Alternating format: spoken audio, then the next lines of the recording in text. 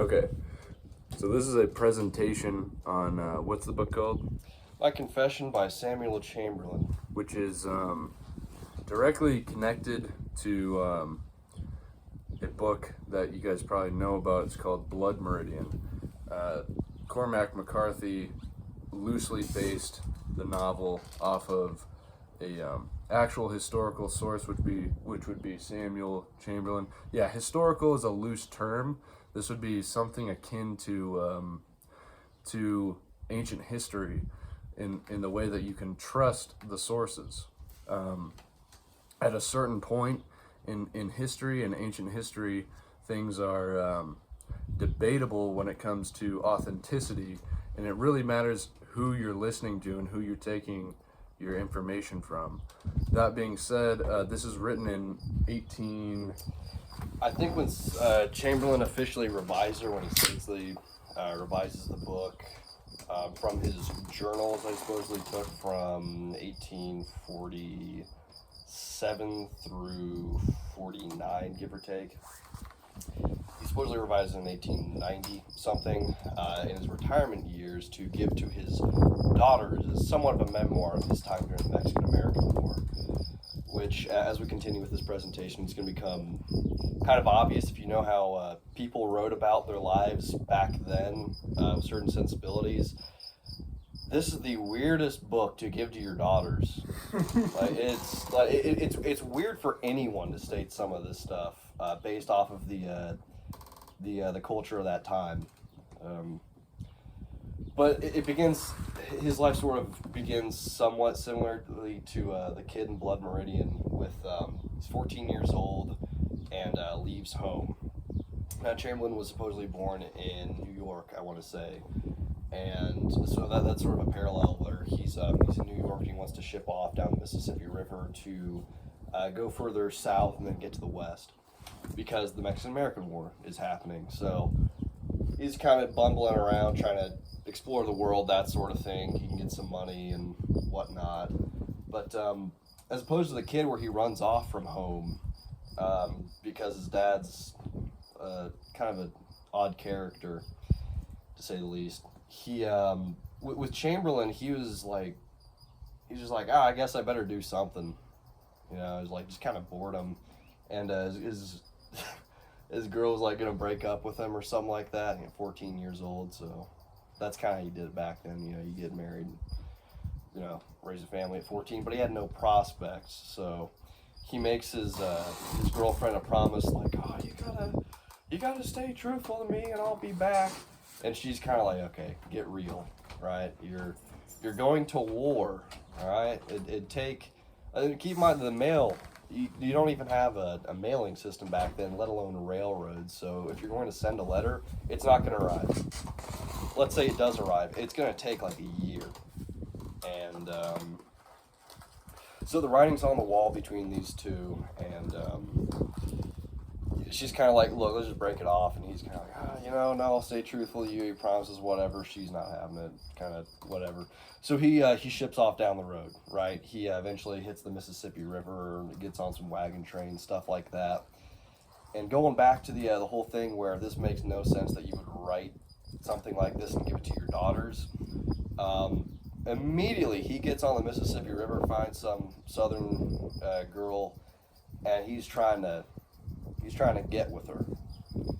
He's trying to enjoy her company in private, but she has a lascivious eye upon her. Yeah. So Chamberlain was trying to get some strange, and he's having problems with this because she has a 6'2" slave with her, and the guy's kind of like, you know, like, master, you probably shouldn't be doing this with some yank, you know.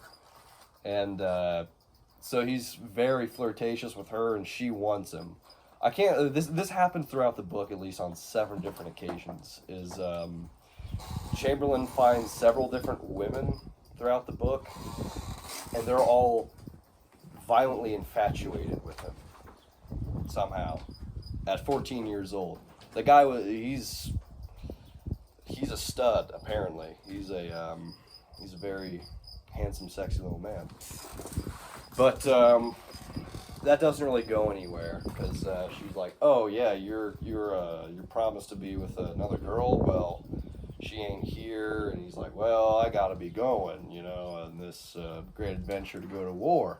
And somehow along the way, he meets up with a local militia, which is traveling to fight the Mexicans, which, if you don't know your history, the Mexican-American War kind of touched off not long after the Texas War of Independence, and netted America the New Mexico, Arizona, California, officially gained statehood. Texas kind of already had its own statehood at this point, but pretty much the majority of the Southwest, right, from Nebraska, Kansas territories, Texas, all up to the west, we gained those via the Mexican-American War. And one of the major drives for this war, and why so many people traveled across the country to go fight in the war, is you get a shit ton of land.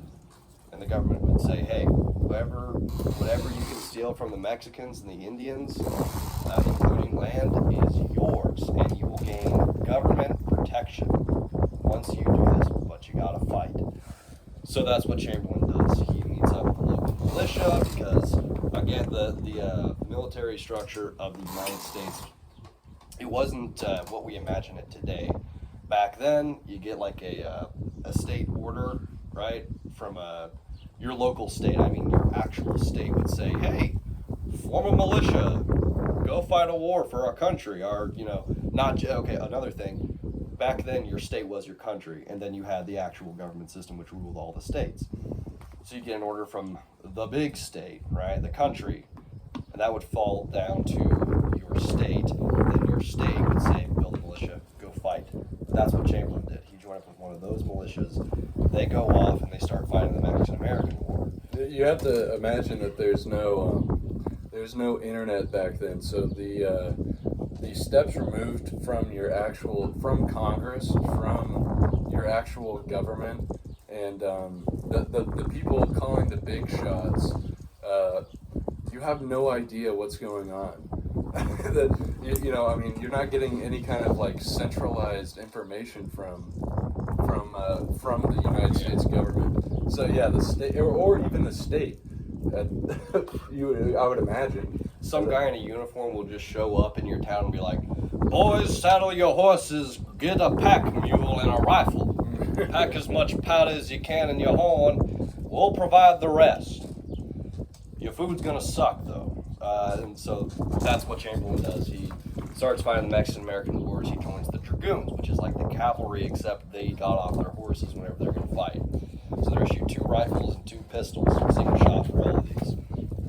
So what the Dragoons would do is they'd ride up to an encamped enemy. They would dismount, discharge their rifles, get back on their horses, and they would ride back around to the army. And then they would reload, and they just do that over and over again. Or they'd get trapped in one place, which is something that happens to Chamberlain later. And they'd like shoot their horse, or they'd just get it to lay down, they'd hide behind it. So most of the book is about the Mexican-American War, except for the last 3 chapters, which are the main basis for Blood Meridian. But during this time, I'm going to skip through all of it because it's not very interesting, but there's a few stories like the cave with dead Indians, there's a few other stories that are in Blood Meridian that are like, you can tell they're adapted from Chamberlain. In some cases, like word for word, like just very little variation, which is very interesting reading it for the first time. But throughout that period, Samuel Chamberlain's getting just tons of ladies, right? He gets with 2 twins at one point, and then he finds they're cheating on him, so he has to duel the 2 twins' lover, and then he wins, of course, and they're even more infatuated with him, and then he rides off. Again, weird book to write to your daughters, right? But that's just the kind of guy this guy was. He was just killing it in battle, getting promotions, and getting tons of women. I think what it is, and I think that the reason that McCarthy picks it up for a lot of information and inspiration is because what he's writing is the American epic. Yeah. It's the journey motif. The same, like, you know, because these things aren't uncommon with like Greek, with Homer, and any kind of epic is with the journey motif, but this is uniquely American within the setting, and the things that happen are very, very American. But anyways, keep going. So from I think 47 to 49 is about what most of this takes place through. And a quick tangent, again, he does describe the landscape that he goes through. Pretty well detailed to the point where some historians think he definitely did do some of this stuff. He definitely was in the Mexican-American War, though. I don't think there's any documentation of him recruiting, which is to be expected for local militias that travel 7 states to go fight Mexico back then. You just didn't have a whole lot of documentation of that, which exists is very rare because a lot of it got destroyed for whatever reason. But eventually he's, he hears about California gold rush, which is just kicking off, and he wants to leave the Dragoons. And again, he gets with another girl. So he's like, I better leave the Dragoons so I can get with this girl, right? And he goes as far as proposing to her, and the militia's like, hey, you can't be doing that. You got to be on the job, right?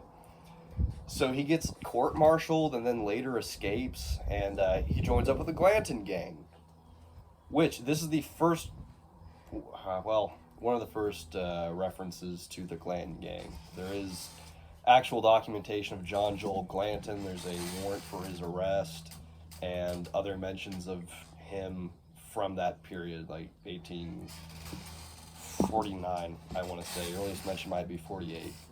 But he is a loosely documented figure. But for the last 3 chapters, he joins up with them. He goes scalp hunting, and the judge is in this.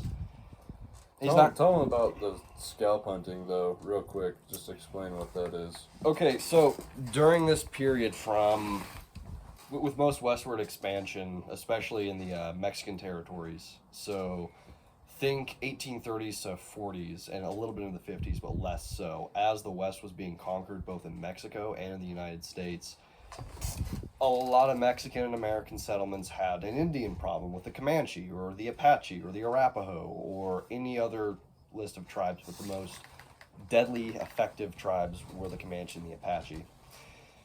They were so effective that the local governments, local towns, settlements, they could not keep up with this problem. So they would hire scalp hunters, men who would go and massacre tribes of Indians, and then they would cut their scalps off and bring them back as a receipt. And they would be paid like a lot of money, 50 pesos or something back then, which I don't know the inflation rate with pesos, but it was a good living for people that would ride all night, all day in the the scorching heat, the bitter cold, to murder people, and then come back and party like crazy, buy whores, guns, clothes, get blasted for a week straight, and then go back out and do it again. So that's what the Glanton gang did. They'd pick up random people along the way that they thought were psychopathic enough to join in on this little fiasco, and they just do it over and over and over again. And in Blood Meridian, it describes how they'd even kill Mexicans because you can't tell the difference. It's black hair and a tan scalp. So a lot of the times they're killing the people that they're trying to protect and selling them to the people that they're protecting. Yeah, their main target was the Comanche, though. They populated most of this area of North America, and but they weren't the only people, the only tribe that the scalp hunters killed, because there's several peaceful tribes that, again, easy scalps, easy money. So they'd kill them and scalp them too. That's also described in my confession. So you would think that McCarthy, being this poetic and as great a writer and macabre as his writing typically is, you'd think that the judge would be played up, like, to a massive degree. And he certainly is, but even in my confession, the judge is over 6 foot something, heavy, well built, and albino, like just completely hairless as well. Also, a pedophile, rapist. And there's a brief story that describes how he almost got caught, but again, the guy is just mysteriously good at everything. Just like in Blood Meridian. Like, you just imagine the judge from Blood Meridian, but maybe toned down like a single notch. And that's exactly how Chamberlain describes the judge. But he's described as more of a coward. He's described as someone who would never fight a fair fight. He would only try to go for a fight with an advantage. And the rest of the Glanton gang isn't quite as colorful, but you do get characters like Toadvine and somewhat similar character to the ex-priest Tobin. But he's not a priest. They have not as much characterization. But Chamberlain, much like the kid, kind of makes an alliance with some of these people, and along the line they're kind of freaking out because Glanton is a lunatic, and the judge is very intelligent and a scary dude to be around. To just cut it short and make it simple. And they know that he doesn't like them. He would kill them as soon as he got the opportunity, or if he just felt like it. So they want to leave, but they don't, because what are you going to do? You're in the desert, surrounded by people that you've been killing that very much want to kill you. And Chamberlain's kind of somewhat on the run now from the U.S. Army, military, Dragoons. So he's there, him and whatever Toadvine, the ex-priest, whatever he's based off of, they make a plan to escape at some point. And then the Glanton gang takes over the ferry, just like in Blood Meridian. I swear to you, the last chapter is near identical in my confession to Blood Meridian in terms of how it describes the ferry scene, the massacre of the Yumas, and holding people hostage, killing people who come to the riverboat, and all the depravity that comes with that. But much akin to Blood Meridian, it goes downhill. Glanton and his dog are killed and burned alive, tied together in a mass fiery grave by the Yumas, and does the judge wield a cannon? I don't know that he does, but he also escapes somehow. He doesn't have the invalid with him. Right. But he sort of escapes, somehow has a horse, and is like well equipped to this, to the point where it's questionable whether or not he kind of let this happen, or like he knew it happened and planned ahead for it without anyone knowing. But they join up with him along the road, and he tries to mess with them, steal Chamberlain's horse and whatnot, and get away. And it ends a little differently than Blood Meridian as far as the judge's story. They like tie him up somewhere after he tries to betray them. They ride off, and just like in Blood Meridian, they meet a tribe of Indians, and they kind of nurse him back to health, and eventually they go to California, and they live happily ever after, essentially. How credible do you think is the source, Samuel Chamberlain? If you had to give a percentage estimate on how much of it actually happened, what would you give? 30%. 30%. Yeah. Do you think, but the Glanton gang is real? Do you think that the judge was a real person, or do you think that he's a figment that was made up, maybe a culmination of characteristics and sort of a Moby Dick type of character? I could definitely see the Glanton gang being real and Chamberlain having somewhat experience with them, but you got to keep in mind the guy's supposedly writing about this based off of his journals, which I'm sorry, I don't buy that. That he had journals? That he had journals, and he directly wrote from them into the book that's My Confession. It doesn't read like journals at all. It's too specific in certain areas. I don't know. I don't buy it, but maybe it is. I don't know. I think that the judge could very well be either a exaggeration, great exaggeration of people or a person he might have known, or a conglomeration of different people that he knew, but sort of personified as this one singular character. What you gotta keep in mind, what this guy did after the events of the book was, again, fight in the Civil War, and did fine, whatever. And then he was a warden at a jail until he retired in like 1890 something. So the guy lived a fairly long life, but by all accounts, this guy really did exist. There's plenty of documentation that he was a real person. There's recruitment papers for him joining the North in the Civil War, and a lot of documentation from where he lived, where he worked as a warden, stuff like that. But everyone describes him as just a very quiet, calm guy, pillar of the community, that sort of thing. And then towards the end of his life, he writes My Confessions. Yeah. He writes that as like, I better give this to my daughters so they know, what I did. Confess my sins to them.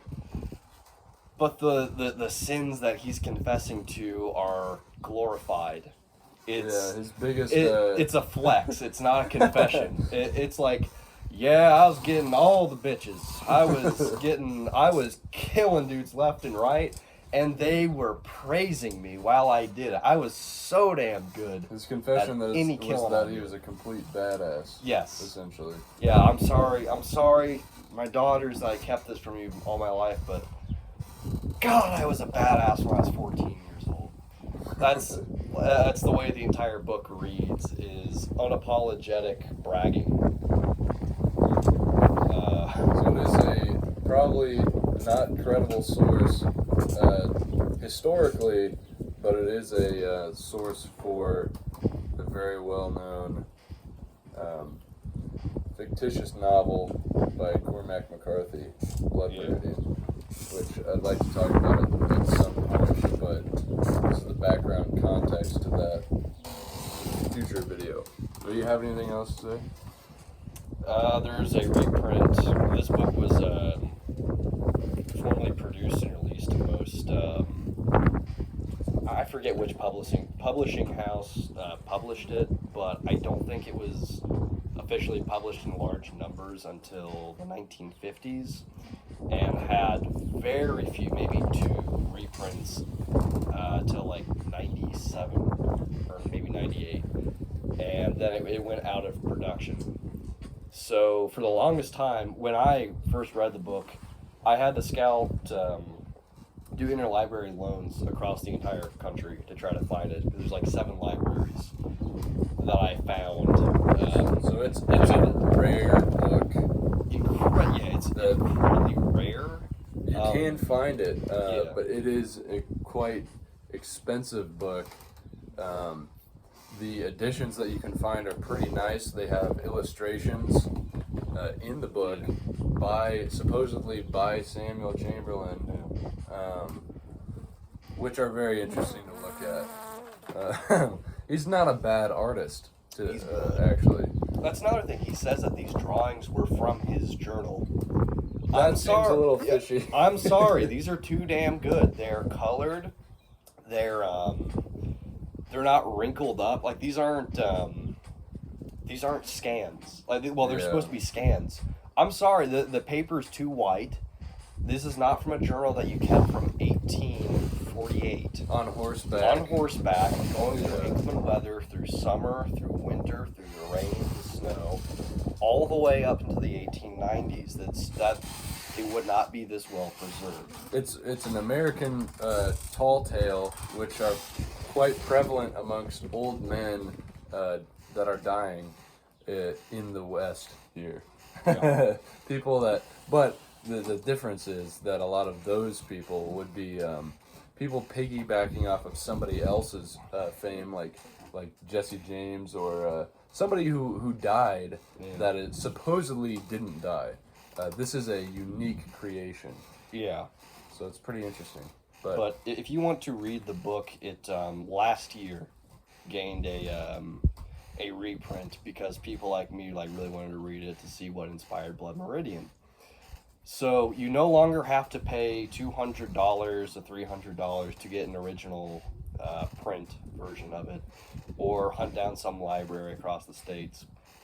You can now buy one for like $30 on Amazon. So I recommend it to see how people wrote about themselves back then, and get a little bit of context to see the inspiration for Blood Meridian. It's a fantastic source for that. Pretty fun book.